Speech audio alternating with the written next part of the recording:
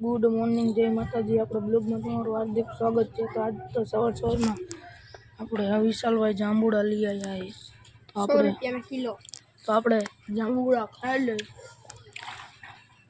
ખાવા હે તો હાલો। હા ના લઈ જાઓ થઈ ગયું। Ya હું જઈ શકાય હું તગારું હું તગારું જઈ છે